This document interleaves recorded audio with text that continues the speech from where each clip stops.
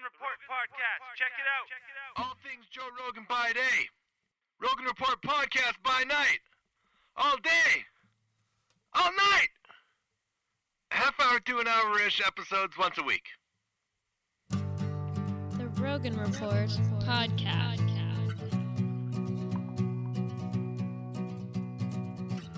All right, Shane. Welcome to Season 2, Episode 36 total of the Rogan Report. It's been a fun ride. Yep. Been a busy summer. That's right. Yeah. Sorry, listeners, if you guys have been like, oh, man, we want more Ruben and Shane. And we're like, no. You get one a month, basically, yeah, you right get now. this. You know, it's back to school. It's just a busy time in both of our lives right now. Yeah. And, but we're happy to be back. We got a lot to talk about today. Table of contents. We got, of course, right off the topic. I've played some new golf courses this year that I'm excited about. I might give you an update on those. But first, I think we'll talk about the murderous teens from Canada. That's a Pretty new story tremendous that's story. been happening here. Yeah. Anything you on right off the topic you wanted to bring about? I've got some news items. News local Edmonton news items or some worldwide? Mostly worldwide, but some local, sort of. Okay. First thing, there's this whole SNC scandal. Okay. With Trudeau. SNC Which scandal. he seems to be weathering. Remember, we're in the table of contents right now, so don't give too much away. Yep. So we've got just a few key SNC points. scandal I won't even tell you the points of the news. It'll be more fun if we just say I have some points for news. Fair enough. Then on JRE Talk, of course, you want to talk about Bernie Sanders, who is episode 1330 of JRE he was on. So then after that, I will talk about Annie Lederman, who is 1332. Love her. And then Jim Gaffigan, 1335. I don't have a lot to say about Gaffigan, but I did really enjoy that episode. Yeah. And then there's been a handful of episodes since that maybe we'll touch on the next episode. I don't know. Yeah, for sure. I mean, we'll we see. Can jump back a little We bit. could do anything we want, Shane. Essentially. Yeah. Nobody's paying these bills. Yeah, no one's except for telling us at all what to do. Yeah. So I guess right off the topic, let's start with this crazy murderous teens. You know, I'm sure the listeners are really eager to hear about the new golf courses I've played this year because they are beautiful. I'm eager. But let's start with the murderous teens. It was funny because my girlfriend, Angie, she was telling me that she's like, oh, they found them dead and they caught them. Well, yeah, caught is probably not the best word. Found is a better word. They were dead. But the way Angie was explaining it to me, she thought it was like this Into the Wild experience that they had where they drove into northern Manitoba and then burned their car and then just walked off into the wild to try and survive in the wild. Yeah. Which is not really the case now that the autopsies have come back. They burned their car and then walked off into the wild where they wanted to shoot themselves in the head. Right, yeah. Yeah, not exactly letting nature take its course. No. They did. They recorded a cell phone video apparently, and I heard there was an interview with like the dad of Schmagelski was one of the guys' names, Schmagelski and McLeod. Should we be saying this? Maybe I should bleep those out and not give them the credit. Nah, they've had the credit. Anyways, it's been all over the news. That's fair. The interviews that I heard with Schmagelski's dad, he said that they were saying they wanted to go out in a blaze of glory, specifically quote unquote. They wanted to go out in a blaze of glory. Now that's not really a blaze of glory in my book. No, they killed a couple of tourists first, and then an old man who was a retired botanist. And none of these were like for any reason, right? These were just. I don't think so. Random. It seems like they stole cars from them, and that's they took a car from the couple that were up in visiting Vancouver, and then drove that, and then they like to burn the cars after they're done. That's one of their big.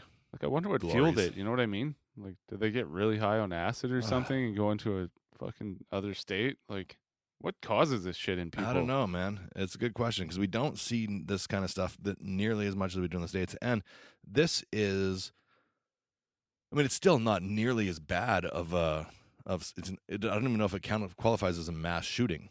It's not the way we see these things happening in the States where guys are killing 20, 30 people, walking into schools. And they were 18 and 19 years old. So it would have been totally like you'd expect them to walk into a school and try to kill a bunch of kids. Right. That would have been almost more understandable than this. Yeah. This is a real so weird random one. And like kill a couple of young 20-year-old tourists, take their car, then kill like a 65-year-old retired botanist. Yeah. And then take his car and drive to Manitoba and then kill yourselves. Who wants to die in Manitoba? I don't know. Jesus. It's weird. It's a weird thing. it's weird that this kind of stuff is happening. Like, there's been a lot of talk about our society and what does create this, and I don't think that it's any one thing. People say, oh, it's violent video games that are the problem. Oh, it's violent words and violent movies and violent words and songs. Trump's definitely been trying to push that it's been video games lately. It's ridiculous. I mean, yeah, it's not. Or not movies. that. How about there's been violence in the culture since I've been born? Sure. But I don't think that's why it's happening. No, it's not that.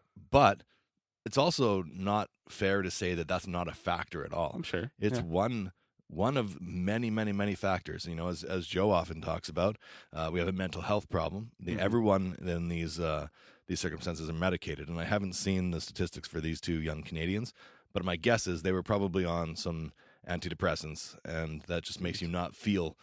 It makes you not feel the bad, but also not feel the good, but also not feel the guilt and the remorse that you might feel that would prevent you from, I guess, what is that, pre-guilt? Like, I would never go and kill you, for example. It's like the drugs are erasing the conscious. Yeah, I think that is a part of it. That's and again, that's not the only factor, but that is definitely a factor. It makes people not really care that they're doing these terrible things, and I don't think it contributes to making them want the notoriety, but it definitely contributes to making them not care as much that they're doing these things. I feel like the notoriety horrific. had to have very little to do with it because they didn't exactly make a big show, right? I mean, they got the fuck out of Dodge and then they turned up dead. I agree. I was speaking more generally, like in the States, there's definitely a lot of people that are doing it because they want the notoriety. No, yeah, for sure. Yeah. For these couple of Canadians, it was more about probably the rush and the thrill of like doing it. They were something wrong in their brains, is my guess, for sure. Had to be. Well, I think back to Columbine. That was like the first time you really heard of anything like that. Yeah. And it like spawned a whole like culture that's been like every year. It's more and more and more and more. And now it's like what was it, 23 hours? I saw a newspaper, or maybe it was a Time magazine. Like 13 deaths in 23 hours. Yeah. Like fucking crazy, man. It is absolutely insane. I heard did you hear about what's the astrology guy that famous Neil deGrasse Tyson made a post on Twitter saying that how, like, yes, these are horrific and terrible things that are happening, but also, did you know that people are dying because of this and that and this and that? And he just got like crucified by people saying, fuck you, we're in pain. And I think really his big problem wasn't the what he said, but it was the timing. Coming out and saying that. He said it like hours after the news broke of the last big mass shooting in the States there. Yeah. And it was like, hey, buddy, like, how about a little sensitivity? Just a miscalculation, trying to get his voice out there. Yeah, it's the right thing. He was just, hey, I'll give a response. And, my response is this, but a little insensitive, maybe. Yeah. But, that post a week later, totally valid. Totally. Yeah. So what he was saying, I agree with. And I wasn't one of the ones jumping down his throat, but I do understand people that were close to victims and or have been close to even other victims of just in that moment saying that kind of thing. Not cool. So I've seen a lot of comments, particularly on my own Facebook wall, of how happy people are that they killed themselves like that. To me, that's not really a happy outcome. No. I'm not happy. I don't really want them in prison the rest of their lives either. Like, there's no happy outcome. I don't want our taxes to pay for them for 30 years either. Yeah. But, so, like, in prison for 5 years, then kill themselves. Yeah, maybe. Is that the happy medium? Yeah. No, but I don't know. But the killing themselves is a really easy way out. It is. Considering. And we don't learn from that. Like, the thing about it is if we captured them and alive, and then we're able to have psychologists, psychiatrists, like, talk to them, and maybe there's something to learn there. I don't know. Mm-hmm. Maybe not. But that's the thing that could benefit society, is if we could learn something. No, that's true for sure. Look back at all the other cases. We have Ted Bundy and the Green River Killer, and we've learned a ton of shit by having those criminals behind bars. Absolutely. Yeah. So yeah, totally. That would be the benefit. But yeah, just to pay for them to live for another 70, 80 But where's years. everyone's compassion? Like, what was wrong with those two guys to make them do that? You know what I'm saying? Yeah. Like, it was the article. It's tough to have compassion for them, but it is. But something happened. Yeah. The article I read said that, like, Shmygalski had a tough time from his parents' divorce. I'm like, was that really? I mean, like, a lot of people are divorced, man. I don't talk about half of people, pretty much. I'm sure that there's a lot of things that happened with both those kids, happened to them, that we don't know about that were pretty traumatic, I would imagine. And I wonder what would have happened if those two had not met each other too. Like I'm sure they fueled each other into such weird acts. Like birds of a feather flock together, right? So, and where'd they come from? Was it Abbotsford? No, it was on the island. It was like Port Renfrew or Port Alberni, maybe. For two crazy motherfuckers like that to come out of one place too. Yeah, Jesus. Yeah, maybe the same horrific things happened to both of them, and that's why maybe why they're bonded. I don't know. Or maybe there's just really evil people. Yeah, that's also just things in their brains were wrong. And like I said, I don't think that it's anything. Anytime people talk about nurturing, it's all people are born this way. It's only being born this way, or it's only things that happen to you that affect you. Anyone can become anything if the right things happen to them. And I don't agree with either of those. I think it's always a combination of nurture and nature. And I think sometimes it's more nurture, sometimes it's more nature, depending on the individual. It's such a complex thing that for people to spout off, I know all the answers. I know exactly what happened to this guy and to this person. I know exactly why people are gay. I know exactly why. That's just ridiculous. But there's even more to nurture and nature. There's the whole, maybe your soul is bad. Maybe you're a bad creature. Yeah. You're bad, you were going to be bad. That's it. That's possible. I think that's possible for sure. Because there's definitely really good people. Yeah. Why not the other way around, Yeah. No, I totally agree with that. So anyways, there's a little bit of darkness right off the top on JRE. Yeah. Tough news story, tough things happening for Canada, but not nearly as bad as what's going on in the States. So I'm going to take solace in that. Yeah. Should we go through the rest of the news topics? Yeah, we might as well. Yeah. Hit me with your news topics. So there's this Trudeau thing.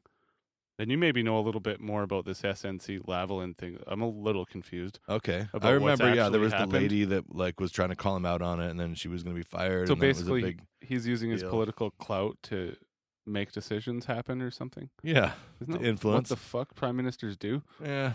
I thought. I mean, they're again, not, they're not supposed to benefit in their personal lives. Is that what it was? I think that's, I mean, they're supposed to be trying to make decisions that are best for Canada.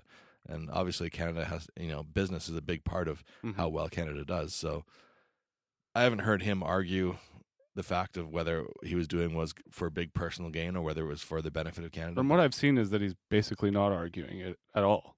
He's not, giving it the dignity. Yeah. So my point in the news is that he's basically weathering it, and it still looks like the Liberals have a pretty good shot. You think? Yeah.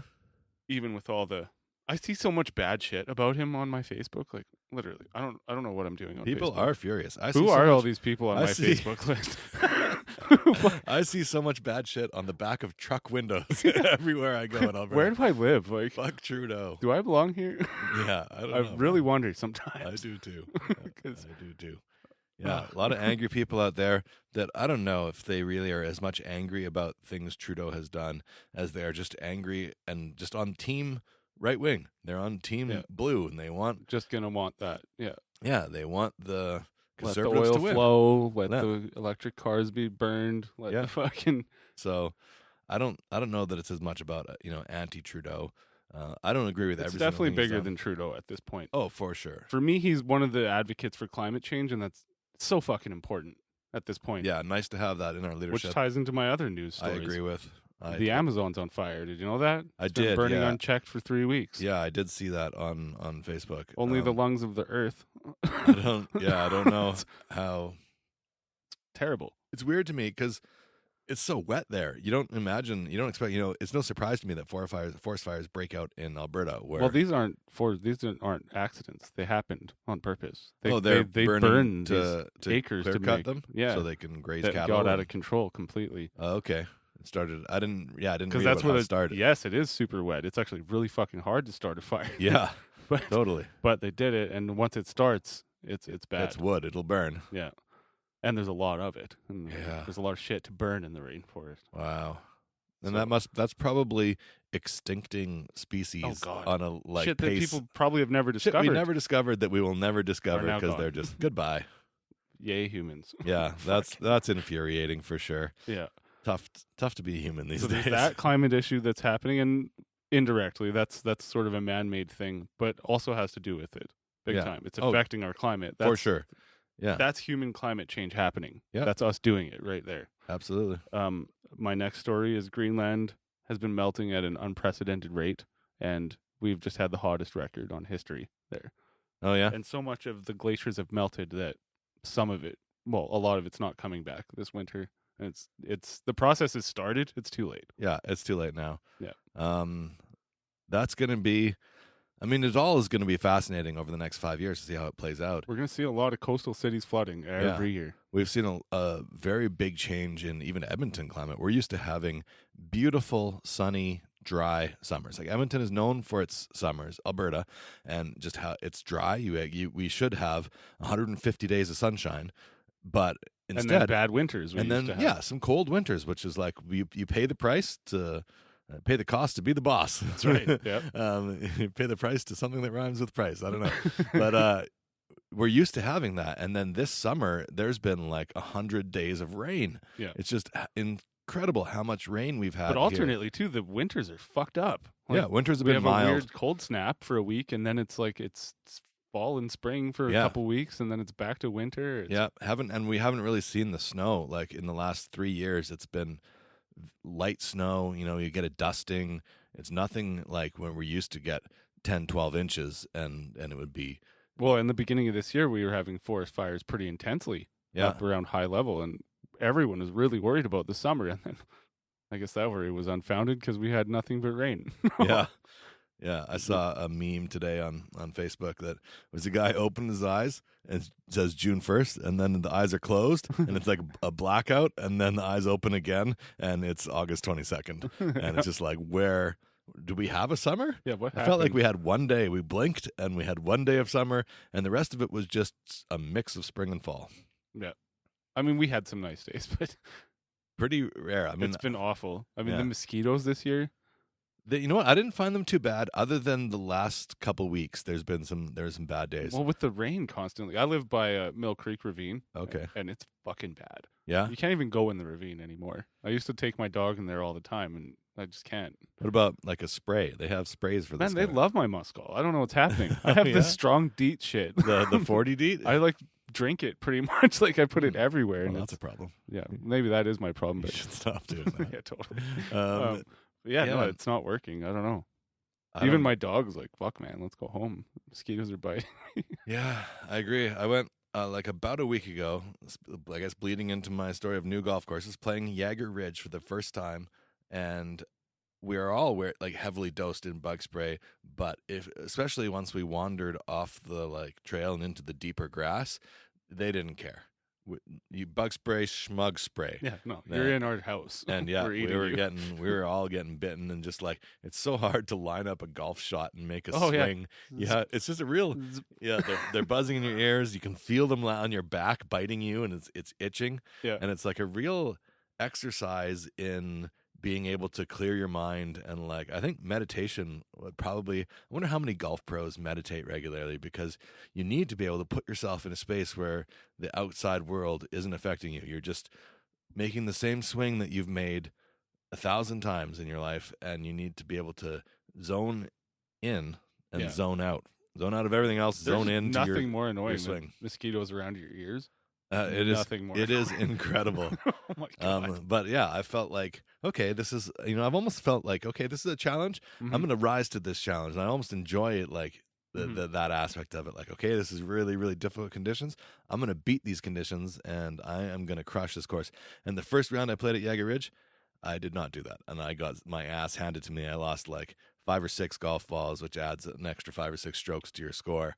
And so I didn't even total up my score. I didn't look at the scorecard after, but I know it was somewhere around 100. And then I played a few more rounds elsewhere, and then I went back to Jaeger Ridge to get my revenge, and I shot an 88, which I was pretty happy about. Oh, nice. Yeah, I still lost like 3 balls, but I was just hitting the ball a lot better, a lot straighter. So I felt good about that. Listening to you, I've discovered I've been pronouncing that word wrong. Jaeger Ridge? For 10 years. What do you even call it? I delivered flooring in there forever, man, in that new housing area. Jagare? Oh, this is back in Jagare? That's so funny. That's hilarious. I've told so many truck drivers to go, up there by Jaguar. Like, who the fuck is this guy? Jaguar, What language is he speaking? Awesome. That's great. Yeah. So that was one of my favorite new courses I played, although not the best value. It's an expensive course. It's beautiful. There's a par 3 hole there where it's 200 yards over a giant pond, and there's like an infinity edge to the pond that goes to a lower pond. That's just sick. like, it's breathtakingly beautiful.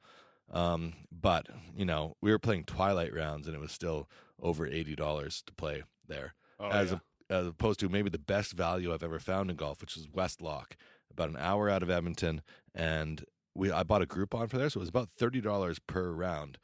And it's beautiful. The very interesting holes, elevation changes, which I love hitting off of an elevated tee down to like a low green or a low fairway. Lots of options where you can cut corners and go over, high risk reward type shots, which I love. That's one of my favorite things, is having options where I can play it safe and go straight, or where I can cut the corner and gain an extra stroke and get like to the green in one shot on a par 4. Oh, that is so fun. And it's hard. I'm not great, so I don't hit those. I go for it every time almost, but I only make it maybe 1 out of 10. But when I do, I'm like, yes. And then I've gotten a few eagles that way, and it's just such a fun thing to be able to do. Speaking of golfing, George got a hole-in-one I saw on Facebook. Yeah, and George, you were there to witness it? Hijacked Headspace alumni, co-creator, George Shantz. Hey, good buddy, if you're listening to this, great job on that hole-in-one. Shout out. It was tough to play the Record other it next 12 time. holes with you after. He was pretty loud and proud on that. Oh, yeah. And we're playing music on the little Bluetooth speaker there, and every song that comes on, he's changing the words to just be about, I got a hole-in-one, and I'm gonna go get me another one. Diddly. And I'm like, awesome. Fucking George, shut up. All right, you got a hole-in-one, great. I can't even imagine, because I also have a hole-in-one, and both of our hole-in-ones have to be asterisked, because they were both on par 3 courses. Okay. Where every hole was a par 3, so it's like you have 18 chances, where on like a regular full golf course, you only have usually 4, sometimes 6 chances for a hole-in-one. Yeah. Because most of the holes are par 4s and So par it's 5s. like literally only possible on a par 3, generally. Generally, yeah. Like yeah, a par 4. Par 4s would you be like very, very, very, very rare. But they do happen as well. And there are par 4s, Yeah. for sure where that happens. But way, way, way, way more chance, because you're trying to hit the green usually on a par 3. And I almost got one at Jagger Ridge, actually, 165 yards, and I hit it, and both my friend that I was golfing with and I were just like, oh my God, it's rolling right at the hole. And we rolled, and it stopped right. It was about 6 inches from the hole. Shit. Yeah, and it rolled past the hole, so it had a chance. It didn't stop short of the hole. It's fucking tremendous. Yeah, it was like an easy tap-in birdie. A lot of fun. It's almost like you want to set up a GoPro at every fucking hole before you get there, hey? Yeah. It'd be nice if a golf course had that. I don't know if I could handle that pressure.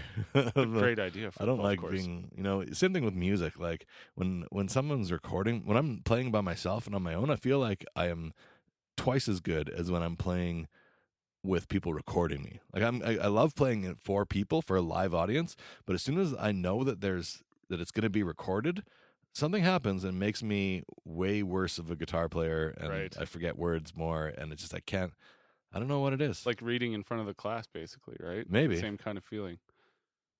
No, I think if a golf course had the camera set up, though, like the golf course did it, Yeah. and then if you wanted to buy that shot, like that'd be a pretty good business model. It would be cool. I bet a lot of people would want to buy video of their wicked shot they took. Yeah, totally.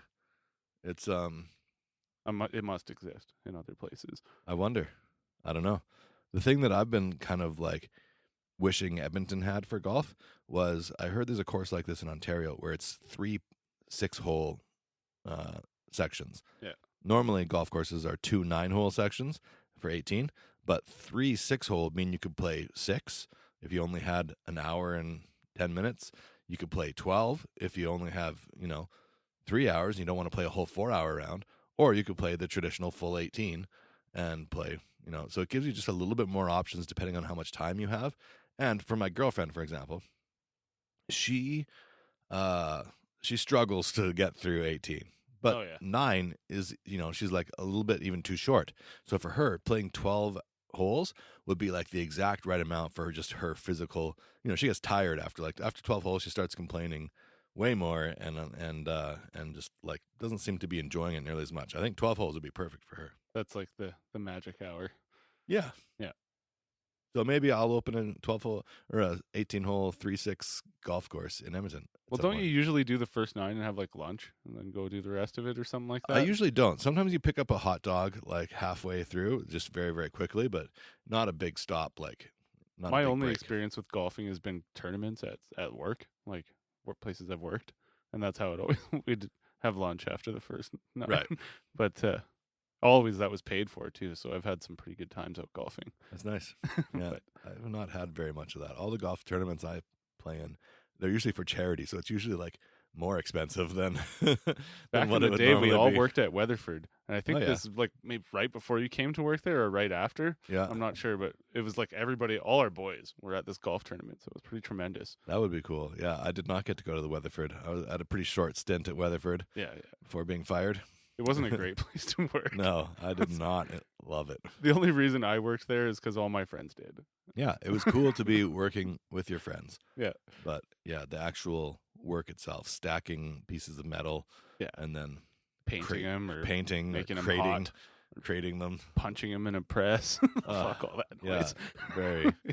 just monotonous and hard on your back. Paint, when you do all that painting and then the crating, you're basically just bent over at the waist for 3 hours, the last 3 hours of your day. And in the late 90s, safety standards were not where they are now. Yeah, totally. Things were unsafe at Weatherford back yeah, in the day. Yeah, they're like, yeah, just grab the forklift. I'm like, okay. Do you remember George Schaefer? God rest his soul. He's dead now. He died a couple years ago. Poor guy. He used to work there, and they used to have him cook in the threadlock with no face mask on. Oh, He'd be yeah? standing over this shit. There's just smoke filling the warehouse. He's standing over it. It's like, man, guys, I feel weird. Like, dude, you're never having kids, probably. Like, Wow. those are killing your sperm cells. Yeah. That's terrible. I got fired for, I don't know if it was technically for being late one day, but I know that I had an elaborate practical joke that I played on our friend Tommy, where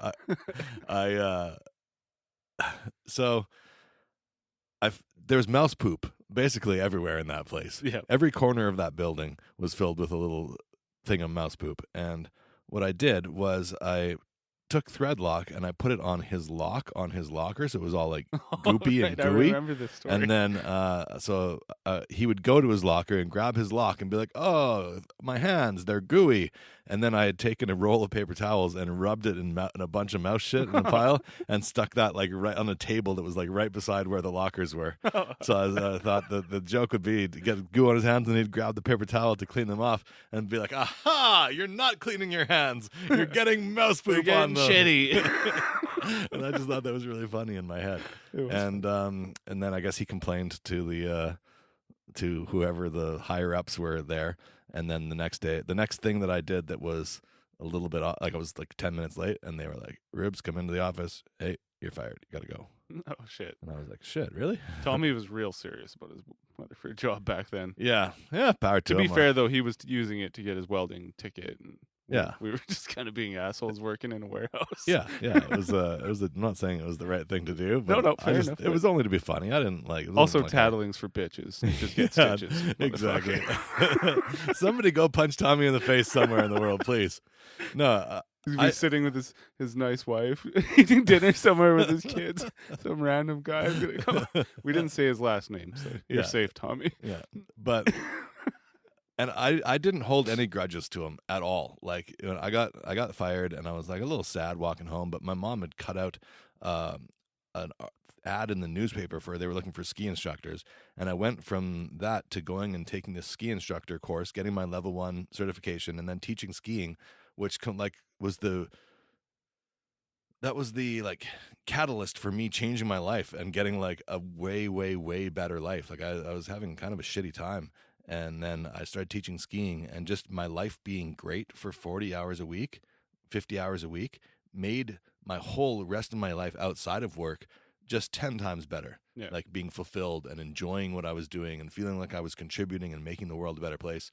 Like it just totally changed. And that's when I vowed to never, ever work a job that I didn't feel like passionate about doing it again, and I Mhm. never have. So, yeah, like, thanks, Tommy, wherever you are, for getting me fired from Weatherford, if that even is what that was the rumor that I heard. It was the catalyst. Yeah, Yeah. So, short story long, fucking That's Rogan. Oh yeah, we're the Rogan report here. Yeah. So, Do you want me to open it up here with the Bernie Sanders? Yeah, sure. That was the first. We'll go sequentially in Rogan order. Okay. So, if you don't know who Bernie Sanders is, you've been living under a rock. He tried to become president last term, and probably should have been president last term. Should have been. Got fucked by his own team. Yeah. The Democrats would have had a much stronger chance against Trump than they did with Clinton. Yeah. Because Hillary Clinton's pretty evil, Yeah. if you don't know. Seemingly. It seems. So I chose him because if I were an American, I would vote for Bernie Sanders. Okay. So I thought that was a cool topic. Did you get a chance to listen to 1337 with Dan Crenshaw? No. No? No. He's is he a senator? He's a politician in the States, and he was like calling Bernie out, saying like, hey, it's not nearly as simple as what Bernie says it is. It's just, greed is evil, and evil people need to be blah, blah, blah, blah. No, I agree. It's not as simple, but so what? Yeah, I agree too. Do the right thing, asshole. Yeah. Yeah. Right? But he's saying like the lobbyists aren't nearly the problem that Bernie's making them out to be. It's like, it's just way more complex, and it's going to take way more to fix it. I agree. It's more He complex, thinks- but I think moving in Bernie's directions are the way. Maybe. So let's just go into a couple of the beliefs that he has. Sure. He thinks that the candidates, and this is the case in most other countries, should have a certain amount of TV time each, separate from each other, and not this ridiculous debate thing that they do, where they all just basically scream at each other and, make each other look stupid, really, is all they're trying to do. I agree. No buying attack ads. Yeah. Let's throw attack ads out the window. You can't buy an ad to go against your opponent. And like they used to do, like they mentioned, Ross Perot spent his own money and put up like a long thing basically showing why he should be elected. Yeah, he bought an hour, and it wasn't even showing why he should be elected. He was showing how the system was fucking that's what it was. terrible. Yeah. And how the system needed to be reformed. Mm-hmm. And it was correct then and has been that correct ever since, Yeah. probably. Yeah. Which is kind of what this Dan Crenshaw guy was saying, too, is that we need less government, not more government. And, kind of Bernie's on the more. We need more government programs, more government assistance. And there's a part of me that believes that, and there's a part of me that's like, oh, but... I see the virtues of it, for sure. But yeah, and I believe that in, like, my ideal world, but I'm just like, man, government seems to be terrible at things. Mm-hmm. Like, they're terrible at a lot of things. They're not good at... But is it because it's so fucking corrupt? Well, they're That terrible at so getting terrible corrupted. at it? Yeah. Like, I don't know that. I mean, you get Bernie Sanders in there, sure. Even if he is uncorruptible, he's going to put in a bunch of Democrats who are corruptible. It's not like the Democrats are fucking all just perfect, and every Democrat is all 100% in it for the right reasons and legit. And it's like, I don't see it being a lot better with Democrats than it is. Like, it wasn't with Obama that we just had for 8 years. Yeah. In many ways, it was this business as usual. And so. But is it really even a case of whether you're Republican or Democrat? I think something happens when you become president and you find out that you have way less power than you expected to have. Maybe. You can make way less changes than you thought. Yeah.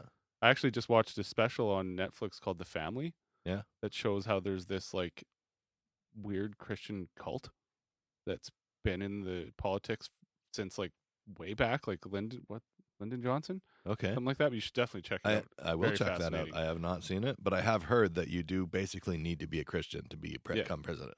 You're not going to be president if you're just an atheist. Yeah, I mean, it's a totally not an atheist culture at all. Is Bernie an atheist? I'm not sure if he is or not. He doesn't really talk about it. I can't remember him ever speaking on Frankly, the no one subject. should talk about it. Yeah, agreed. Separation of church and state. That's what it's in the Constitution. You can't talk to me about God when we're talking about man laws. Like, yeah, I don't care. It doesn't make sense. Especially if we're going to tout science out of this side of our mouth and out of this side start talking about God's virtues. Yeah. It doesn't make sense together. I agree 100%. What else does he want to do here? He wants to expand Medicare to all U.S. citizens over 4 years. Yeah. Incrementally. In theory, great. But in actuality, if it ends up like bankrupting the system and and being rolled out in a terrible, terrible way because government is just has so much extra waste in it, then boo. But I don't know. Yeah. I say give him a chance. I would, if I was there, I would vote Bernie as well. I agree with that one too, and that one is stickier for sure. And that's not even really the one I would hang my hat on necessarily. Another issue they have is the U.S. is one of the only countries, if not the only country, that allows drug companies to set their own pricing. Yeah, that's stupid. Every other country has a say in it. Yeah, that's why you need some regulation. You need regulation to help protect people from Right. corporations. Full privatization's just going to make the 1%, Yeah. 0.1%. Yeah, That's all that's going to do. bad news bears. Yeah, I mean, Agreed. Another reason to vote for Bernie there. Another one he wants to do is raise the minimum wage up to $15 an hour, which is what we have here Yeah, in Alberta. We got that. Although our $15 an hour is like $10.50 Yeah. Americans. So, Yeah. I don't know if it needs to be raised to 15 across the U.S., and I do agree that maybe under 18, it's a little different. But that gets sticky too, because you have a 16-year-old father that's taking care of a baby, right? Yeah. Why doesn't he get a man's wage? Yeah. It's slippery too, because corporations, once you give them an out for hiring, for being able to spend less, they're going to look for ways to use that to spend less. It's like, going to be hard to get one of those median jobs. Once you become like, oh, now you're 18. Yeah. Ooh, maybe we need to get you out of here. There's a 16-year-old here Let's ready get, to take you out. this 16-year-old, we're going to be able to pay him 10. Yeah. We have to pay you 15 for the same job. You're out. Yeah. I want the 16-year-old, especially, if it's a job that doesn't take a lot of skills, like if it's I don't know what you call those jobs, low skill jobs. Yeah. Unskilled labor, basically. Yeah. So I don't know. I'm sure no one would officially count that as a policy, but I just know corporations and that's how they work. But so it's been almost a year since that happened here. Do you think it's really ruined so many businesses? No, I think businesses are making less profit than they were before, but I think that they can still afford to pay. They've adjusted though. Yeah, they've adjusted. Maybe the service levels have gone down a little bit. Yeah. But that'll come around too. That comes with being a good employee. You fire people that are bad employees. Yeah. You have grounds if there's bad service. Sure, but it's when you because companies don't all of a sudden have this extra money from the government in order to pay people the extra money. So that money has to come out of the incoming money in your payroll. Your percentage, you're always going to have a percentage of money that you can spend on your employees. And when the employee wages go up, you just means you're going to have less hours on the floor. It's simple math. So if you have less hours of people and the same amount of customers, the customers are going to get less service, regardless of how good the employees are. You can have fantastic customer service people, but if they're trying to help 10 people instead of trying to help 3 people, it's gonna be worse. No, yeah, for sure. Yeah. That's not even on the employee at that point. No, it's just the nature of $15 an hour being the minimum wage, and minimum wage is going up. There's going to be less hours, less money to pay people to be on the floor. Yeah. I mean, it's such a weird Band-Aid to put on a much bigger problem. Like what you really want to do is stop inflation, if you can. Yeah. I mean, good luck with that. Stop places that are making insane profits. Mm-hmm. I don't know how to do that. Everyone's aim is to get bigger and better all the time, though. Yeah. Like if everybody just the infinite growth paradigm, let everything be for a while, I think that would settle things out a lot with the cost of living and everything. Yeah, I don't know, man. I mean, it's so hard. I can't make a widespread implementation, unfortunately. So also he wants to make education free as it used to be. Yeah. For state colleges. Yeah. I like that too. I like that a lot. I like the idea of a student being able to go to school, know that he's going to get that school, and come out of it and start a life without being hindered down by $100,000 in debt. Yeah, absolutely. That's a huge fucking ball and chain to drag around. I was just listening to another podcast as well. What's his name? Shout out to Mindful. I forgot the name of the podcast. Let me see here. I'll pull it up. Making Sense, Sam Harris. He's all about mindfulness and meditation. Yeah. But he was doing this podcast. I think it was Journey into Wokeness with Caitlin Flanagan, and they were talking about the real problems with having people that are eager to get into these Ivy League universities and that are kind of turn their noses up at good educations that you can get from more affordable, Right. closer universities, and people don't want to go to these smaller colleges because they only want the Harvard degree because they want it as like a, a stamp of. Aren't these the same people that keep wanting to make everything bigger and better that we're talking about here? It seems like it. Yeah, I don't know. Yeah, everyone should just go to their goddamn school that's close to them. Yeah. Well, the Let there be idea some that you have to diversity. go and travel and live somewhere far away where you're going to have way more expenses than if you stayed at home and went to school from home. Mhm. Like the European model is that you live at home until you're done whatever college. You just go to the college that's close to you. Yeah. Unless you have some exorbitant amount of extra money that you're just rich as shit and you're like can afford to Well, pay that. speaking of European countries, a lot of U.S. students go overseas and basically get free education Yeah. and just as good education in lots of cases too. Sure. Yeah. That said, the best universities are in America. Yeah. The Harvards, the Yales, Yeah. Browns, Stanfords. But are they the best? They're the I don't know. best recognized. Yeah. You know what I mean? I assume that they are. Like the research that's come out of those has been the like top research. So But isn't it a little think- scary that they're so left leaning a little bit? Are we getting full fact when that's the case? I don't You know. know what I mean? Yeah, I'm not super It's a well little- educated, I mean, yeah, On the me subject. neither. Me neither. pun intended. Yeah, totally. Yeah. And finally, my reason for Bernie Sanders being president is he cares about the climate. Yeah, That's a big one for me. that is massive. Maybe the biggest thing. It's crazy. I saw this meme where it was like left versus right politics, and they were picketing against each other. Mhm. And on the left, everyone had pickets that were saying us, us, us, us. And then on the right, everyone had pickets that said me, me, me, Right. me. Right. And I thought that was just a great cartoon. And it is exactly how it feels like when you're like on the left and you're thinking about climate. It's like I'm worrying about this because I care about it for everyone. I want my sons and daughters to be able to grow up in a world similar to what I had available to me. I want the world to continue and grow for not just them but their kids, and not just their kids but all kids. Absolutely. I want Canada to continue and to be great. I want the world to be able to get to a place where Star Trek reality is here and no one really has to work and we're able to focus on all our just creative endeavors and do what we want to do and what is. But, it seems like the greed, like there is a strong correlation to me with right-wing politics and greed. And they're just, I don't know. It makes me really angry to like when I see that kind of stuff happening and such short-sightedness. That it's only who cares about even my kids? I just want to get the money now. Yeah. Ugh. With this upcoming election here in Canada, are you feeling even more muddy than last time about how you feel about it? Yeah. I sure do. Yeah. I was Feel pretty a lot much less clear about it. Yeah, I was pretty much sold on Trudeau, just because I think making cannabis legal was like, Nobody else is saying that. yeah, that was So- like the absolute. I thought that best thing that could have happened for Canada. And it has been good. It has been good. It hasn't been Every the week, culture changer. user is going to complain about it because it's expensive, Sure, but that's how it is. there's been negative things about it. I wanted to see more of a cultural shift that I Mhm. don't feel like I really saw yet. And I guess it's because you steer a ship even 1 degree and then over 1,000 miles, you end up in a very different place. But it didn't really, like, I don't know how much it really changed. Like, to me, it didn't feel like it really changed much. It's been illegal for 100 years, Yeah. pretty much. So making it legal, what did making it legal change?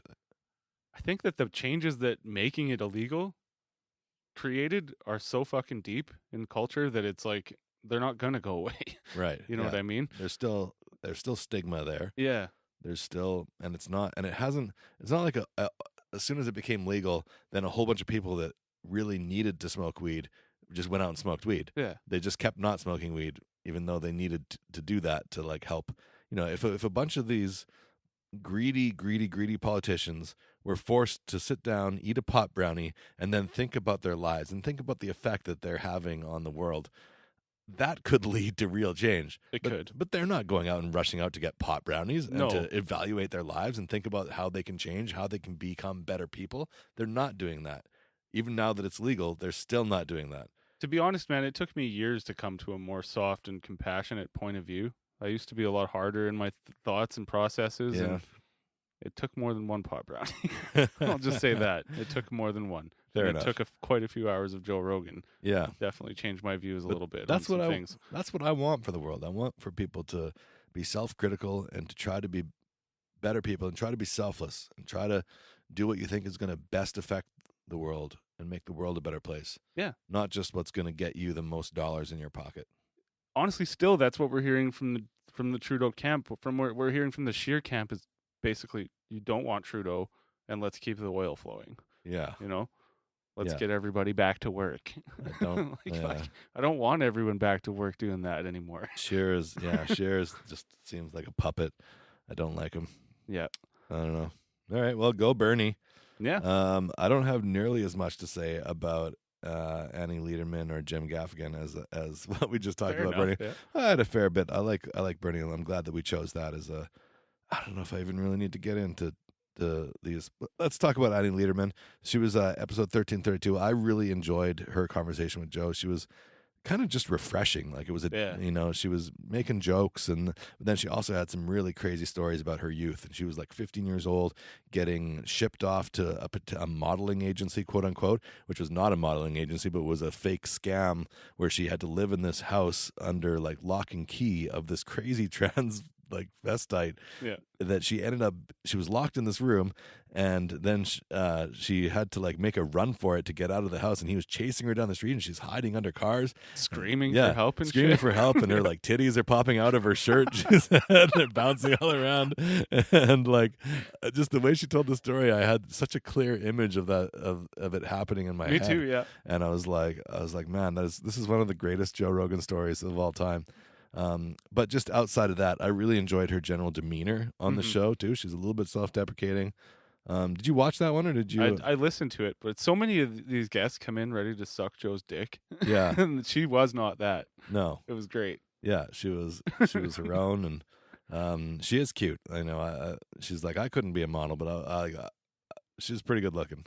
Speaking Good of looking Joe girl. dick suckers, I feel like we'd have pads on our knees if we I don't even know. I might even say no if he invited me on the show, because I'm just like, man, I can't handle that pressure.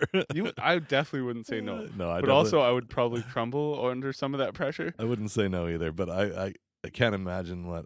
If he opened up Mike Tyson's chest of doom, I might end up climbing up for 3 hours. I feel like I would just be sweating the entire time and not able to think of any word, not able to get a word out because I just couldn't think of what to say, and not wanting to sound like an idiot in front of we spend a whole lot of time just laughing at Joe. Like, 30 million people.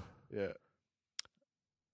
I'd want to go on just to like sit there. Not even be on. I'd like to just go hang out by Jamie. Go on with somebody else. Like, yeah, we need someone that I could maybe push one of my musician friends on, because I feel like I'm friends with some of the best songwriters in the world, some of the greatest musicians in the world.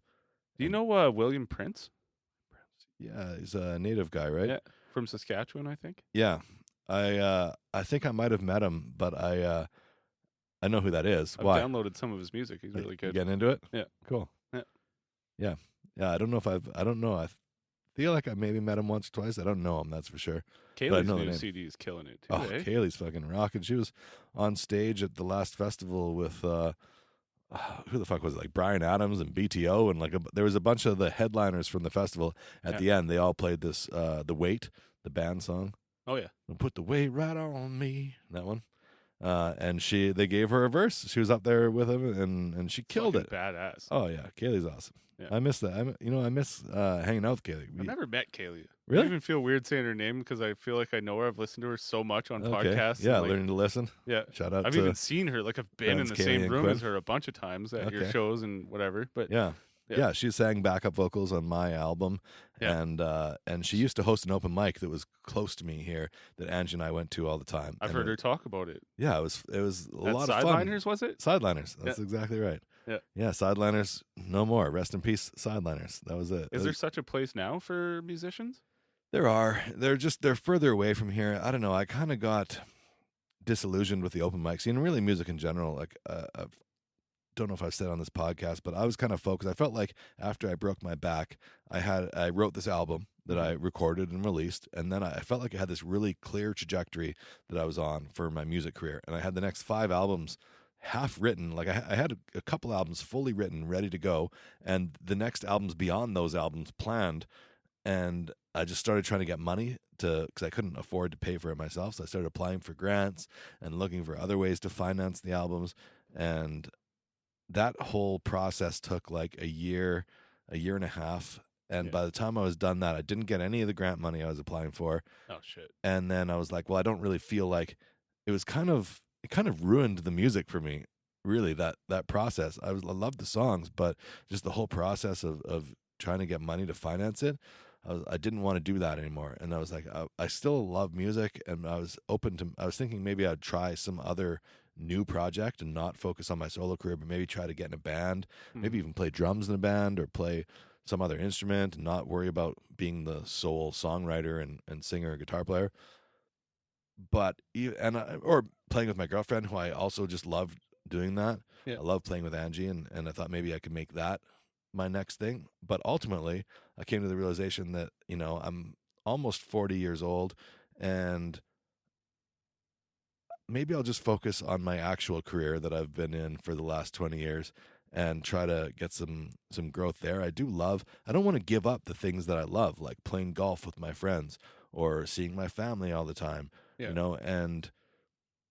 or just having money, being able to afford to own my own house. You kind of have to give that up to chase the dream, right? Yeah, a lot of my songwriter friends, world-class songwriters, but, they're not going out and playing golf on the weekends. I'll tell you that much. Yeah, for every Kaylee Cardinal, there's a bunch of other ones that are also super skilled but not getting recognized like that. Well, even Kaylee, who's getting recognized. She's working real hard. She's not getting, and it's not like she's getting thousands of dollars just every, it's tough. Even for these world-class songwriters, it's tough for them to be able to afford to pay the rent and bills that they have. Yeah. And then you've got to pay for your album, and Kaylee's probably maybe gotten a little bit of grant money, but she's also had to spend a lot of her own money on making her albums. And that's, you spend an album. The last album I made cost somewhere in the neighborhood of $11,000 to $12,000. And I just paid for the whole thing, out of my pocket with loans from my parents. And I got some loans from some other people, and it's a lot to spend $12,000 out of when you're only making $30,000 in a year. If you're doing well as a musician, you're making $30,000-$40,000, and you're spending a quarter of that on, and that's not, you're making $30,000-$40,000 before taxes. You're well below minimum wage. Oh, it's just craziness. It's hard. So all those things kind of combined, I just was like, kind of feel now like I'm at the point where I don't want music to be a career for myself. I never want to stop playing, and I want the issue is I love the opportunities that playing professionally provides you, and I want some of those opportunities. I want to play the North Country Fair. It's really my like one pinnacle on my bucket list of music that I haven't gotten yet. I've played a lot of other big festivals for big crowds, but just the North Country Fair is like my heart. And is it tough to get on it or something? I applied twice. I didn't get on it either times I applied. Probably every musician in Alberta is trying to get on that, right? Yeah, they get hundreds of applications a year. Yeah. But again, like most of my friends, Kimberly, who my former bandmate from the Living Daylights, she's played it like 3 times, 4 times now. Oh, yeah. Yeah. But not with the Living Daylights, which would have been with me. Mm-hmm. And I would take that. I'd love to, and that's another thing I'd love to do. I'd love to do a Living Daylights reunion for a year and just, maybe make a Living Daylights album. Maybe we'll do that. Who knows? Maybe we'll do that in a couple of years. Or that'd be fun. Yeah. Yeah, you guys were doing that for quite a while. Yeah, we played pretty regularly for about 5 years. I remember seeing That's All I Saw on Facebook for a long time was you doing shows and playing with the Living Daylights? Yeah, playing shows and good experience. We were actually set to record a live album a week after I broke my back. Oh, shit. Yeah, I broke my back, and then I was in the hospital. I couldn't go record a live album. And so that kind of that was really the end of the Living Daylights, was me breaking my back skiing. And in that time, then Kimberly started to focus on her solo stuff, which she's done fantastic with. She's got a couple of Edmonton Music Awards and really puts on a great show as a band leader. And she's a great songwriter as well. So it's good to see her out there doing well with music. Yeah. And then I did my solo thing, which went well for the first, that album was fairly well received. Yeah. And went well for the first little bit, but then, like I said, I couldn't make those next albums. And I think a lot of it is that I wasn't willing to sacrifice the life that I have to do that. And you were going to have to sacrifice Yeah, a good bit more I would have to had get to. there. Yeah. And I don't know. I was maybe scared of what that would have taken, and just wasn't the priority for me. So those Edmonton Music Awards, is that the kind of thing that'll help you get noticed in like with American companies and stuff? Is that the kind of things you're like trying to get? It's a factor. To go on. Yeah. Winning an Edmonton Music Award, that's a pretty big deal. I mean, Alberta Music Awards are bigger. Western Canada Music Awards are bigger than that. Canadian, the Junos, the Canadian Music Awards are bigger than that. And then, of course, the Grammys in the States are probably the pinnacle. Because you do see a lot of Canadian artists make it big in mainstream music. Like, there's quite a lot of Canadians there. Bare Naked Ladies, Treasure of the Hip, Bryan Adams. Sure, there's lots. Fucking grew up with Bryan Adams. All Notes. Yeah. The band. Yeah. REO Speedwagon. Yes, though. They are, though. Yeah, fair enough. No, I don't know. Music's a fickle mistress. It's a tough. Well, it's just like stand-up comedy, right? Yeah. It's a bitch. Yeah, you do it for 10 years, you get really good at it, and even if you're really good at it, sometimes you get nothing. You get nothing. A lot of really good stand-up comedians that don't ever really break through to popularity, but are hilarious and are good at it. Yeah. You hear that on podcasts all the time. People talk about that. Totally. I mean, it's the same in the music world. Without Fear Factor and News Radio, Joe Rogan may never have hit. Well, UFC, he still would have been. Well, yeah, but he may never have got UFC. He might never have got UFC if he didn't have those things. Although he was super involved in martial arts and stuff. Yeah, he probably would have got it. Yeah, that's true. Bad example, I guess. Yeah. But there's other comedians. So multi-skilled. You know, it's a weird thing that people that I've been talking about recently as well is talent versus skill. Yeah. And so many people confuse the two, and they think that you have to be talented in order to become skilled at something. And like for myself, I feel like I have a very low level of talent, but I've worked extremely hard on developing music as a skill. And I'm reasonably skilled. I'll never get to those upper echelon levels that people that have amazing talent and put in amazing work and develop the amazing skill. Yeah. Like that, you have to have an amazing level of talent to become like an upper echelon anything, martial artist, musician, any kind of like anything. Yeah. You have to have both. But you can become a very, very, very proficient and skilled person without talent. You need very, very little talent in order to become a skilled musician. And that's such a falsehood that is out there in the world. People that's like a muscle memory thing that you can do to your hands and your muscles. You go through the steps of learning things sequentially. You start with, you hold one string of the guitar and you pluck it one time. And it's like, there's the very beginning. Anyone can go in and do that one thing. They can be shown how to hold their hand. They can be shown how to hold their finger to hold the string. And then you move, one string. Now you're moving to the next string with the next finger. And you just learn it in such small things. And if you practice and you follow the steps that are laid out there in the world, you'll be able to play incredibly difficult guitar music or piano music or drum, whatever you want to do. You'll be able to do it. Just about any person without talent can develop a high level of skill at music. Yeah. Now, with talent, you get that extra bump up, and you can go to those upper echelon levels. Well, and with the talent, you might also be able to actually see the music in your head and create the music. Yeah. Whereas with skill, you might not necessarily have that, right? With talent, it often comes a lot faster. Yeah. Whereas for me, I might work on something for 10 years to become at the same level that someone who's very talented gets in 1 or 2 years. But it's not impossible. And it's not, there's this feeling out there in the world when I talk to people like, I could never do that. Oh, I could never do that. I'm always like, you could do that. You could do this. Yeah. I'm not special. I'm not talented. And that's, people say, oh, you're so talented. I'm not talented.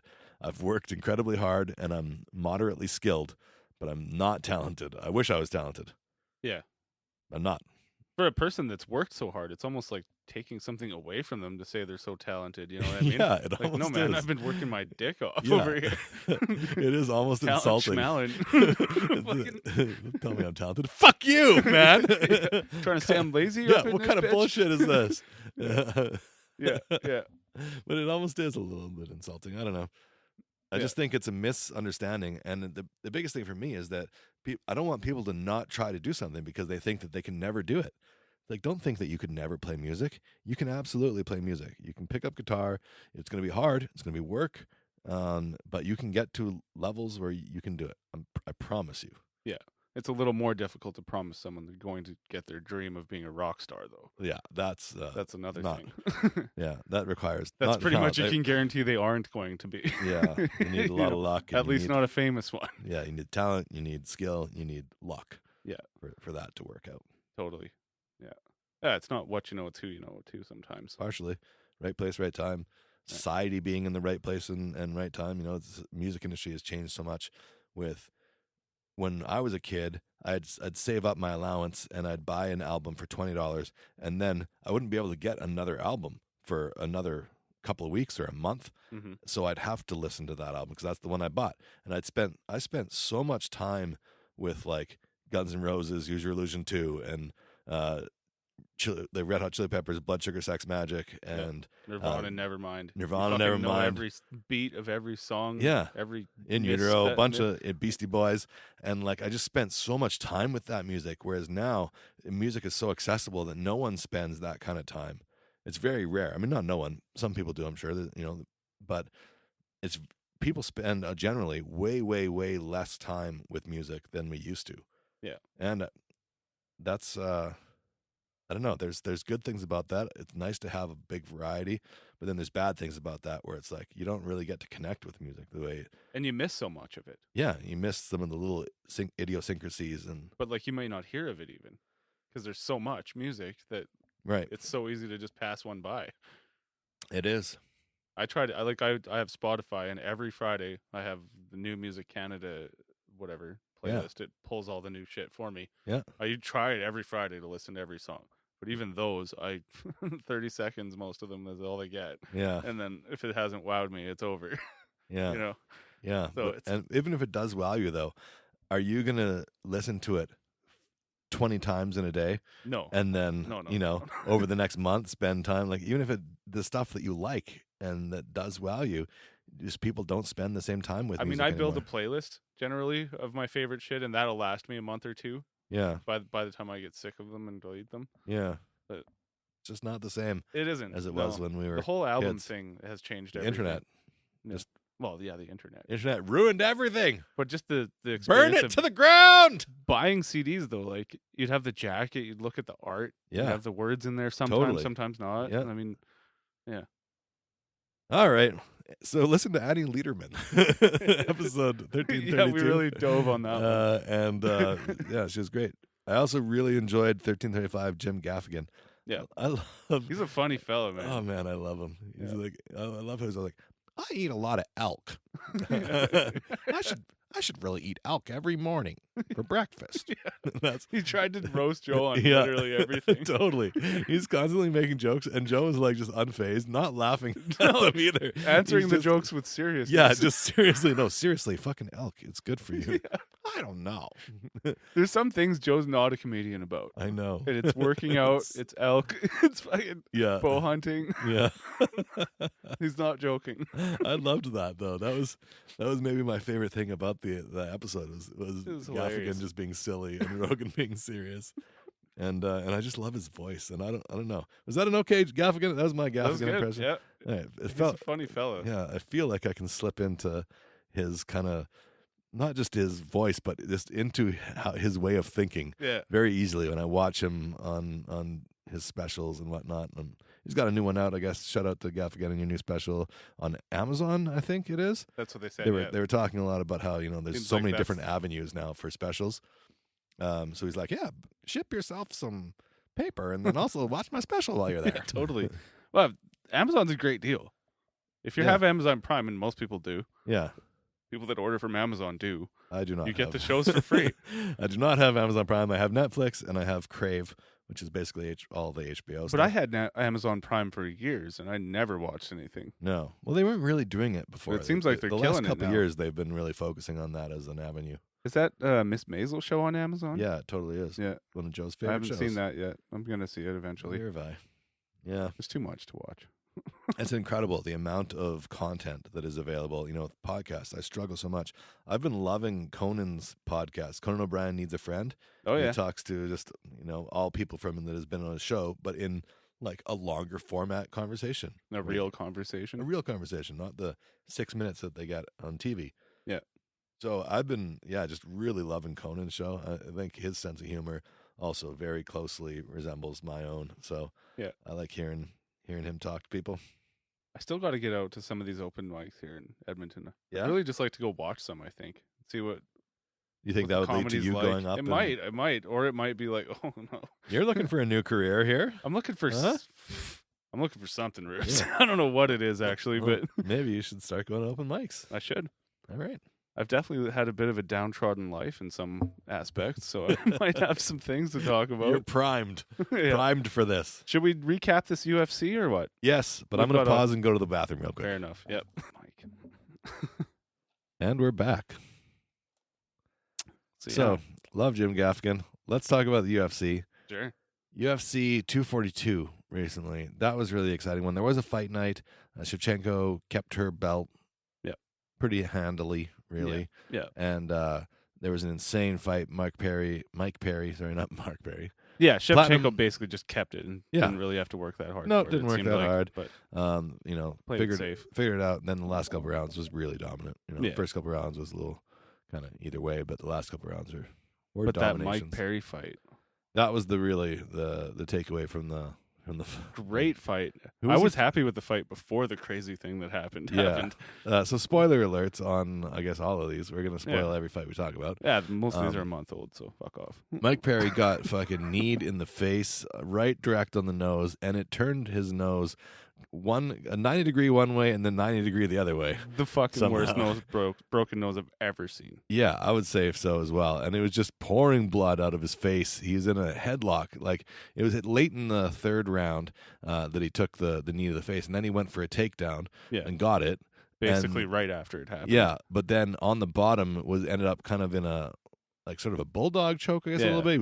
He was kind of getting squeezed from the bottom, and the squeeze on his head was squeezing the blood out of his face, and it was just pouring out onto the mat. It was gross. Just like a faucet. It was fucking awful. Yeah, super gross. And I mean, at that point, you don't know the shape of his nose. No, you just see you all know this, it's bad. you but just see all can't this tell. blood coming out, and you're like, "What is there? An elbow or something? Where, Yeah. what is this cut that he has?" Yeah. And then it was after the fight is over because it stays on the ground then for the rest of the round. Shows them separate. And then when they separate and they're standing them up after the round's over, you see his face, and you're like, "Holy shit!"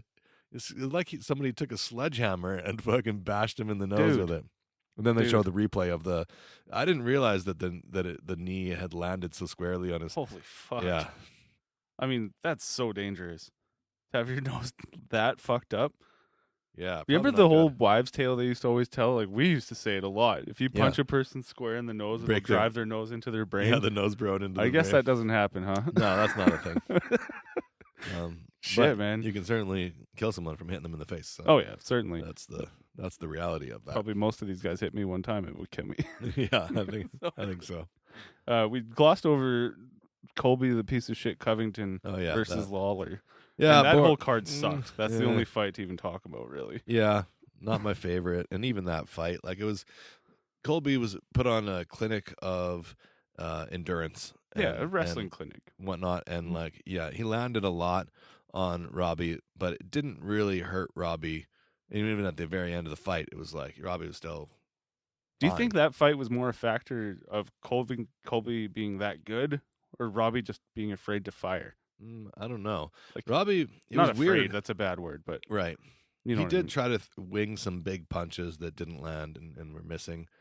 But it wasn't the big explosion of output that we kind of expected. And Yeah. I remember Rogan kept saying, like, okay, now it's the last round. Now he's gonna, he's been wearing Colby out. He's gonna come forward strong in this last round. Well, it looked like that's He's gonna what he was trying to explode. do, Okay, but- he's gonna explode here in the last 3 minutes. Okay, last 2 minutes he's gonna explode here, and he's got. Okay, it's now 1 minute left. He's gonna really pour it on now. Yeah. And he just 20 never really did. seconds. Yeah. No, it was awful.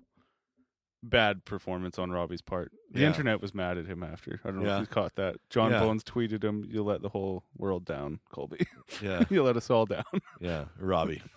Yeah. Oh yeah, Robbie. Yeah, So it is, and just because Colby's such a mouthpiece, everyone wants him to be shut up. yeah, Like, people wanted Robbie to smash him. yeah. After in his speech, he talked some shade about Matt Hughes. Yeah, He's like, "You should take a lesson from Matt Hughes. If you don't want to get hit by a train, you get off the tracks." yeah, So, I mean, it's kind of funny, but it's pretty rough. it is. But Kamaru Usman will be the guy to beat Colby, and I think he can do it. Oh, I think he can. He's an too. amazing wrestler as well. Is and that fight scheduled now? I think it has to be because it's a unification thing. Colby's got the interim, and Yeah, you know but the UFC has been known for making some they've fight jumped over decisions. Ferguson. Yeah, exactly. So I wouldn't 100% put it past him, but that is the fight to make. And yeah, I'd be shocked if Kamaru Usman couldn't put Colby away. Yeah, he seems to have all those skills that Colby has, plus some, Yeah, plus awesome striking. maybe doesn't have quite the level of endurance. Or, Maybe not. you Yeah, know, maybe not. might not have the gas tank, but yeah, certainly the rest of his skills probably will outweigh. After the way Kamaru fucked up Woodley last time, I mean, destroyed Woodley. Shockingly, yep. Yeah, but I think that also had a lot to do with Woodley, not just Kamaru. I agree. And maybe Kamaru kind of rose to that occasion.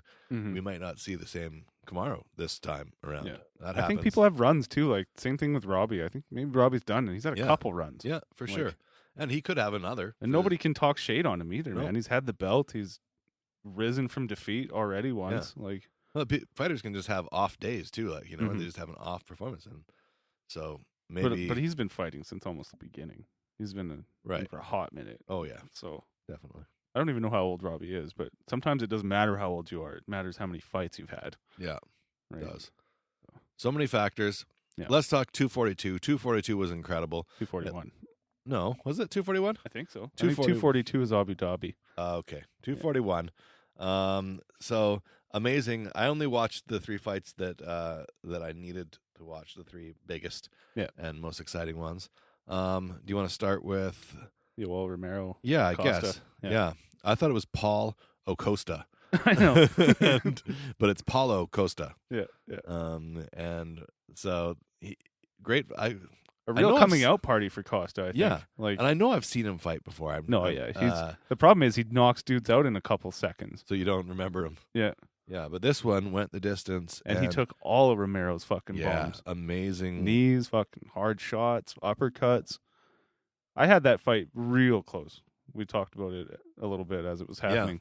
And in Joe Rogan's fight podcast with Dan Hardy, they talk a lot about the rules Mhm. and what should the rules be. And the last round seems like it should. If someone's winning and doing a lot of damage in the last round, that's the person who's going to go on to likely finish the fight. It's almost to like a- the to its last round eventual should end. count for a little more than the first and second I think round. so. I think so. If you win the first round by a close decision, but then the last round and then the second round is close, but you win that one as well, and then the last round you get beat, Yeah. there's a clear progression happening there. Yeah. It's likely if there's another round, you're going to get killed. Mhm. And And certainly if it was a real fight. yeah, if it's a real fight and there isn't rounds, you're going to lose. And it seems like that should be a bigger factor than it is, and the 10-point must scoring system just doesn't really allow enough factor, and there's so many different things that it should be. Okay, one punch is worth maybe 1 point if it lands and does damage. Maybe Mhm. it's worth half a point only if it lands and doesn't do any damage. Yeah. Or less even. But just have a way that it's just cumulative scores for all the things that you do. So a round you might get 200 points in, or you might only get 10 points in if you don't do any damage. You do a takedown. One thing Dan Hardy was saying is like takedowns should be scored almost the same as ring control. Because Mhm. ring control, you're putting someone in a place where you're going to be able to strike at them. With takedowns, you're putting someone in a place where you want to be able to do either some ground and pound or some like a submission attempt. Right. And if you don't do either of those things, all you do is get the takedown. You don't do any damage. That's really shouldn't be worth very much. Yeah, generally not hurting a guy taking him down. Yeah. Unless you're Jessica Andrade dropping Thug Rose on her fucking head. Yeah, obviously sometimes takedowns do some that damage. is a damage, but Yeah, it looked like spoiler alerts, when Cormier threw Stipe down, it looked like it would take the wind out of those. Yeah, they'll take the wind out of you. Yeah. But anyways, I feel like that there should be just everything is evaluated as maybe a 1 to 5 point scale for each thing that could be done. A head kick it could be worth 1 point or it could be worth 5 points, depending on damage, depending on a lot of other factors. A submission attempt could be worth 1 point or 5 points. A takedown could be worth 1 point, or and just at the end of the round, you might get 200 points in a round, or you might only get 5 points in a round, depending on how much action there is and what's actually being done in the round. And then you don't have to have a round that is scored at 30 points at the end for a winner. yeah, you almost need more judges too. Definitely more judges. And certainly educated ones. 3 judges at the ringside, I'd be okay with that. And then like 2 judges that are in the building, maybe just watching in cameras, box seats, watching, on cameras, whatever, cameras somewhere, and then another set of like 5 judges that are off-site that are just like, okay. I was talking with balanced Stacy judges. too. Would it be beneficial at all to have one judge watching particularly this fighter while another one watches this fighter and everything they do? Because I feel like some things maybe get missed there too, because you're not watching both at the same time. It's kind of hard to watch both at the same time. Yeah. And if you had the kind of scoring system that I'm talking about, where just everything is worth you, and it's such a complex thing, you'd have to have one person watching one fighter counting each. Okay, yeah, that was a strike. Did it do damage? Okay, yeah, I'm giving that a 3 point strike. Okay, that was a takedown. I'm giving that a 1 point takedown. Okay, that was a submission attempt. I give it a 2 point submission attempt. You'd have to almost have that. It'd be a more fair way to break it down for sure. Yeah. And then it wouldn't put just winning the first 2 rounds wouldn't be as valuable as like winning a big third round. Yeah. I don't know. We'll see. I'd be surprised if they don't make some of these changes. That I think we'll see some changes for sure. Yeah. With ESPN. And already we've seen some pretty significant changes. Yeah. With the not really all to the good, but new rules. We'll see. Cool. So that was the first big fight on the main card, and then it was what? Cormier, Stipe. No, we're missing Diaz versus Pettis. Yeah, Diaz and Pettis. That was the other, the co-main event. Really, killer fight. Yeah, and amazing. Not what I expected. I assume I didn't see the actual stats on the favorites, but I assume that Pettis was favorited and Diaz was the underdog. I think the deal with this whole fight was there was not a lot of like clear over unders. Like I think they were all pretty close. All the fights, like it wasn't a big moneymaker night because Paulo Costa, Romero, that was one that gone either way. For sure could have gone either way. And Cormier and Stipe. I mean, Cormier, I did see the stat. He was like a minus 142. Right. favorite. So I mean, barely even. Yeah. Yeah. Whereas with Diaz, though, I could see a little more like I said, the ring rust. I thought was going to be more of an issue. Yeah, me too. Like it's harder to come up with an idea as to whether, but Pettis has looked fantastic in his last few fights, and just Diaz being out of it for so long, you assume that he's going to be well underdog. I don't believe Diaz spars. No, not maybe full contact jiu-jitsu. sparring. Probably he does. Yeah, he looked like he's been sparring every day. I know he looks so comfortable. Fresh. So, But I think that's their lifestyle. Like when he says the Nick Diaz army, that's a thing, man. Like if you see them on Instagram, they're a pack of dudes, like 20 of them all the time. They all work out all the time, smoke weed all the time. Yeah. So, yeah. I did feel at the end like he was less coherent when he's like speaking to Joe. He seemed like, I was like, oh man.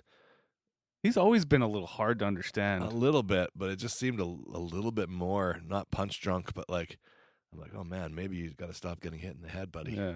He seemed just like it was a little bit harder for him to get his thoughts out. Maybe it was the moment. I don't know. Yeah. Could have been just that day, but Stipe too, I thought. I was like, oh man, Stipe, are you okay? I was watching Embedded this week, and Stipe sounds punchy. Yeah, right? Really bad. Like when you compare it to like him on Rogan a year ago or 2 years ago, whenever that was, talking on Rogan, and it was like he was like totally present and like very clear and coherent. Yeah. And now when you hear him talk, he's like, It's a struggle to hear him. yeah, a little bit. I'm like, man, I hope he takes this win and fucking, you got the belt back. You don't need to prove anything else. Walk out of there. For sure, don't retire. give Cormier a third chance at it. No, I wouldn't. If I was Stipe, you proved Definitely it, you got no it back. rematch with Francis Ngannou. Please, No. Please don't kill no. Stipe. No. For me, I mean, I guess, money will, and the opportunity to make another millions of dollars is going to be a factor for him. But I hope that he retires. I want him to retire. I think if there's any fighter where the money is not the factor, that's definitely Stipe. Yeah? He has a very good career as a fireman. Yeah. He's probably not hurting for money at all. No. But he could and he another. did have a few wins with the belt. So Oh, yeah, I'm for sure he's sure. got some millions. Yeah, but he's also kind of one of those guys that was just never really super popular. So, That's right. if he's only getting $300,000 from the, it matters what the pay-per-view numbers are. I'm sure Cormier made a lot more money than Stipe did. Yeah, Yeah. absolutely. Those John Jones fights, for sure. He's making way, way more. So, I mean, so anyway, we watched, what was it, 4 rounds? The first 2 were pretty clearly Daniel. Yeah. And then Third one, it started coming close. around for Stipe. It was definitely close. Second and third, I'd almost call it draws. Yeah. The second round probably was more Cormier, and the third one I'd say more Stipe. Yeah. But even you could give the third round to Cormier as Oh, well. for sure you could. Third was the closest. First 2, I think, were pretty clearly Cormier. Third was close. Yeah. But then the fourth, he started throwing a left hook to the body, and he threw it maybe a dozen times where it landed perfectly. A couple of those broke ribs, I think, man. Those were bad. It was incredible. Holy fuck. So that body shot that he just kept landing, and Stipe or Cormier couldn't seem to avoid it. And then Cormier knew he was getting a lot of damage down there, so he's worrying about that. Then Stipe was able to go up top and land some pretty significant head strikes, which ended up eventually knocking him down. And he finished the fight with head strikes, just swarming on Cormier and Mr. Mustache. I think Cormier had to could have jump won in. that fight if he wasn't being so fucking reckless. Maybe He was being real reckless. Even the In the rounds he first- was winning, like he just wasn't blocking anything.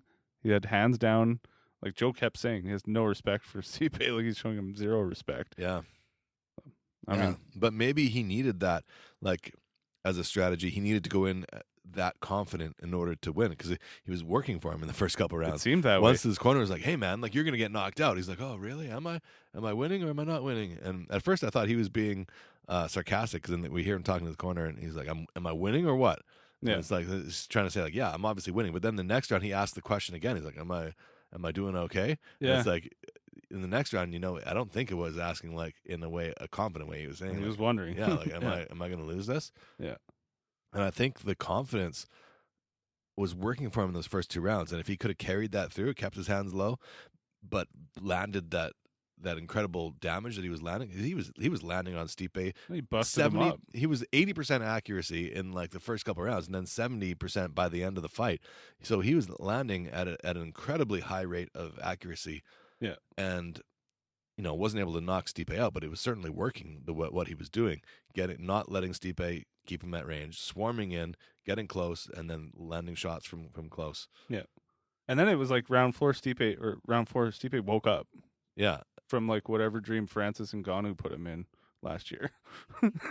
Because suddenly Champ Stipe was back. Yeah, totally. It was crazy. It was a very, very different fight. He just looked more fluid too. Yeah. The way he was moving looked better. He was moving forward actually instead of just backing up the whole time. Yeah. Yeah, it was a very, very big pivot. going into the Notably, fourth round. Stipe got a takedown against Daniel. Yeah. And now is only the second person ever Was to that do that. the third round? I think it was the third round. Yeah, I think so. That's when too. it was starting to turn around a little bit. Yeah. So, not really able to do much with the takedown, but did get it, and that was for sure a factor in in both the confidences of both men. I've really turned a corner with Cormier. Like for years, I hated Cormier. You and the rest I of was the world. always on John's side. John Jones kind of ruined his own thing for me, so like that's whatever. But Cormier slowly built himself up in my mind, and Yeah. eventually I really came to like him. I liked Cormier's commentary. I like his commentary still. Oh, I do still, yeah. So it's fun to hear him, and when you hear him talking about it, you know that he's speaking from a place of experience. If I don't which have is Joe, I'm happy if I have Cormier. Yeah, Cormier and Dom, like a giant heavyweight man and one of the lightest men in the thing. It's awesome. Both talking, and yeah, both like I'm a big fan of that too. I like John Anik too. Anik's great. Mm-hmm. Anik is the play-by-play, and then Cormier and Joe are the color guys. As cool right? as Goldie, as cool as Goldie was, though, I feel like Anik's better. Yeah, I like Anik better than Yeah. I ever did Goldie, I think. yeah, I agree. Anik seems to be a little bit more knowledgeable. Yeah. than More Goldie. professional than More Goldie. professional, maybe. Yeah. I think it's good. We were talking about how maybe this might be like Joe might be getting close to retirement. He took a lot of heat after the Edmonton UFC about his. I thought his commentary was good tonight. I was good. I was with him the whole time, but it wasn't. He wasn't really saying anything that was like. I don't know how to say it. What's It didn't left blow for my Joe to doors say? off. That's the fact. He of it, said is that everything that's possible to say. We in just this. expect it. When I see something happen on the fight, I know what Joe's going to say about it. Totally. Because we've just heard him so much. So I feel like I already know everything he's going to say. And I feel like he's taught me so well that when I'm watching with Stacey, I sometimes say things like seconds before he says them. Totally. Yeah, I'm me like, too. okay, I'm not really me. I'm just Joe Rogan. Yeah. No, that's a factor. And I don't know, maybe something new. I just know that he's talked about how he does too many things. He needs to do less things. And the next thing to go, it's not going to be stand-up comedy. It's not going to be hunting. It's not going to be podcasting. It's not going to be podcasting. I think if he So, gives anything up last, it's podcasting. If he gives anything up, I don't know. I think he could walk away from podcasting before stand-up. Yeah, you're right. I think he would be happy just doing stand-up and yeah. But we'll see. I mean, he says he'd be happy, but I think that once you take all this shit away that keeps him busy, he goes crazy. Yeah, that's true too. No, I think he'd just take on some new things. Maybe he starts learning to play an instrument. Yeah, and that's what I mean. He'll becomes fill a his musician time. or like. And I think doing new things is good for you. It's just good for your brain to learn new skills, learn new things, focus on new things, have change. People are so resistant to change, and I think it's good for us, even if it's something that seems hard at first. And I think change is good. Absolutely. All right. On that note, let's end this shit. Good episode. It's been a long Hour and one. a half. Yeah, I guess we had a lot to say. Yeah. More than I thought we would have to say. Yep. Fair enough. Yeah, it's good times. Thanks for coming over, Shane. You betcha. And thank you, listeners, for listening. I guess we should promote. Go to our website and then click on the Amazon link if you want to buy anything from Amazon. Yep. That'll help us out. Yep. And we should really probably get one of those Patreons and get some sponsorships. My friend Andrew Scott, their podcast. Shout out to Andrew. Shout out to the It's a Conspiracy podcast. Yep. That's been a great show. I've been really enjoying those episodes. And they're part of this thing called the Alberta Podcast Network. Yeah. Which they're somehow I've heard about this too. getting ads from. I don't know exactly what that is, but we should maybe investigate something like that. Absolutely. Because we are an Alberta podcast after Point all. us in the right direction, Yeah. Andrew, sir. Yeah, Andrew. Fucking take me under your wing. Yeah, somebody. Jesus. I don't know who. I mean, I've actually sent requests to a few of the companies. Oh, okay. So some of the big ones like fucking Harry's Shave Club and like. Sure. Yeah, nothing. Yeah. We're not big enough yet. We gotta get... I do have an official sponsorship form. Oh, though, okay. on my Google Drive. That's cool. If we ever do find one. Those we are have helpful. legal information. Perfect. Yeah. So yeah. All right. We'll see you soon. Hopefully Bye-bye, maybe everyone. less than a month. We'll see. Yeah, less than a month. For sure, we'll be able to pick up after the summer's over and get some more regular, at least every couple week episodes, I think. Yeah, I think so. Yep. Right Okay. on. Bye-bye, people. Take it easy. Joe Rogan's unique perspective is teaching us all how to best live, and we will attempt to recap all of his weekly podcasts. Now show your support and download the Rogan Report. The Rogan